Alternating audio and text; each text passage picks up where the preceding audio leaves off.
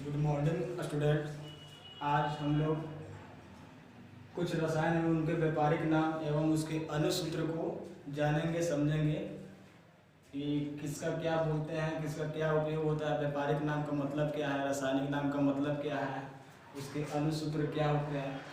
इन्हीं सब आज हम बिंदुओं पर चर्चा करेंगे मुख्य रूप से, जो कि आपके बोर्ड पे दिया हुआ है। उस सवाल हमने इसको कर लिया है ताकि आपको समझने में आसानी हो। ठीक है, तो सबसे पहले आप देख रहे होंगे साधारण नमक, कहीं कहीं नमक भी मिलेगा, कोई दिक्कत नहीं उससे। साधारण नमक बोल रहा है, तो साधारण नमक का रासायनिक नाम क्या होता है? Sodium chloride. तो सोडियम का संकेत Na होता है, ठीक है, और क्लोरीन का Cl होता है। तो ये Na और Cl का संयोग से क्या बन रहा है? सोडियम क्लोराइड बनता है। ठीक है, जैसे आप देखते होंगे Na प्लस Cl, ये आपका Na हो गया प्लस Cl, ठीक है, ये क्या बना आपका? NaCl। ठीक है, तो यानी सोडियम क्लोराइड की बात कर रहा है। यानी आपका इसमें कौन कौन दो तत्व मिलकर बन रहा है? कौन से दो एलिमेंट है? सोडियम और क्लोरीन। सोडियम और क्लोरीन जो मिलकर बनता है उसको सोडियम क्लोराइड बोलते हैं, और इसका व्यापारिक नाम होगा साधारण नमक, जो हम लोग यूज करते हैं। ठीक है, हाँ। मीठा सोडा, मीठा सोडा को बेकिंग सोडा भी कहा जाता है। बेकिंग सोडा का मतलब क्या होता है? जैसे मान लीजिए कि हम लोग घर में पुआ पकवान या मिष्ठान कोई भी वस्तु बनाना चाहते हैं तो उसमें बेकिंग सोडा भी मिलाते हैं। ठीक है, ताकि वो पकवान जो है अच्छे से आपके व्यंजन के रूप में प्रस्तुत हो पाए। अगर इसको मिला करके नहीं बनाएंगे तो क्या होगा? भोजन आपका उस तरह से नहीं बन पाता है। ठीक है, इसीलिए बेकिंग सोडा बहुत ही आवश्यक होते हैं और इसका बहुत ज़्यादा यूज है। लेकिन अब इतना जान लेंगे क्या है यूज इसका, कि भोजन पकवान में इसका ज़्यादा यूज होता है। ठीक है, बेकिंग सोडा को बोलते हैं सोडियम बाइकार्बोनेट। सोडियम का होता है Na, ऊपर भी चर्चा की हम लोग, और HCO3 ये बाइकार्बोनेट का संकेत हो गया। ठीक है, और HCO3 आपका क्या हो जाएगा? इसका अनुसूत्र हो जाएगा। ठीक है, नेक्स्ट है आपका धोवल सोडा। धोवल सोडा यानी जो डिटर्जेंट में मिलाया जाता है, जैसे सरफ जिसको हम लोग बोलते हैं, जिससे कपड़े धोने के लिए यूज करते हैं। ठीक है, डिटर्जेंट में इसका प्रयोग होता है, यानी धोवल सोडा। धोवल सोडा को बोलते हैं सोडियम कार्बोनेट। ठीक है, सोडियम कार्बोनेट बोला जाता है। ठीक है, इसका संकेत क्या होता है? Na, और CO3 का संकेत होता है कार्बोनेट। लेकिन यहाँ 2 आ गया, तो 2 आने का रीजन क्या है कि CO3 का वैकेंसी यानी वैलेंसी जो होता है आपका कितना होता है? 2 होता है, और Na का 1 होता है। तो 1 तो यहाँ लिखेंगे तो कोई फर्क नहीं पड़ेगा, इसीलिए यहाँ पे Na2CO3 हो जाता है। नहीं समझे? जैसे Na का वैलेंसी 1 होता है और प्लस CO3 का 2 होता है। इसको जब हम संयोग करते हैं तो क्या होता है? Na इसका 2, CO3 का 2 यहाँ आ जाता है, और इसका 1 यहाँ चला जाता है। तो CO3 को हम 1 लिखे या ना लिखे बात बराबर, इसीलिए सिर्फ इसका संकेत ये आपका अनुसूत्र हो जाएगा।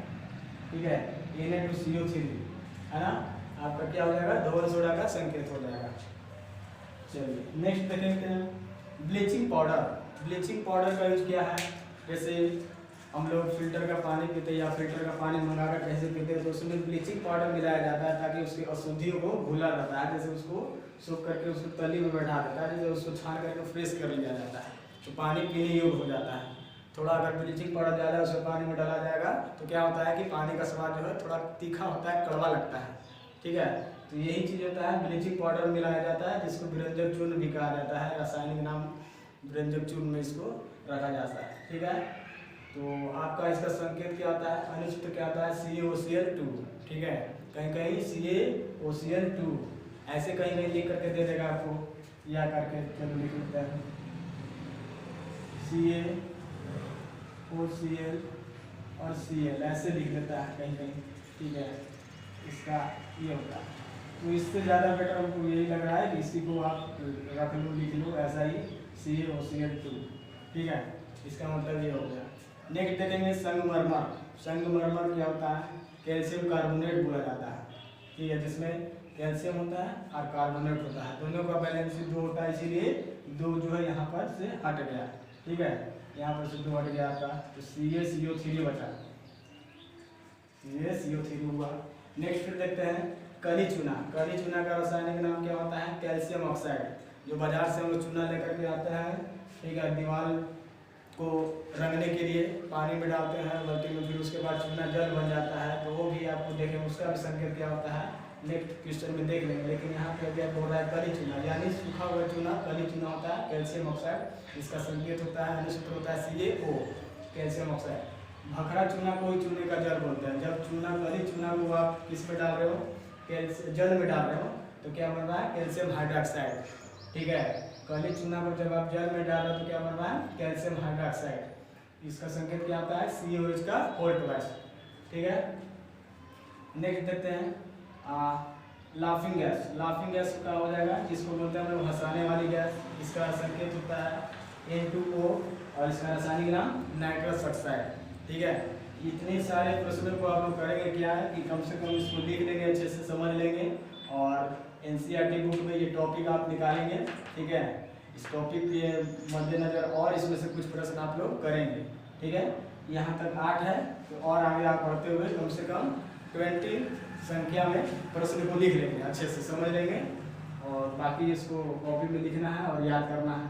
और घर पे बैठे रहिए, जब ज़रूरत हो तभी बाहर निकलिए, अपना ख्याल रखें और दूसरों का भी, ठीक है। तो इसीलिए सबसे पहले मास्क पहनिए, ठीक है। मास्क पहनना बहुत ही आवश्यक हो गया है। आजकल के ऐसा परिवेश हुआ है कि जहाँ सुनने को नहीं मिलता, लेकिन इस तरह से सुनने को मिल रहा है, तो बड़ा माहौल जो है बड़ा दुखदायी, क्या बोलते हैं उसको, बस समझ के रहिए, मतलब संभल के रहिए और अपना ख्याल रखें और अपनों का ख्याल रखें। Thank you.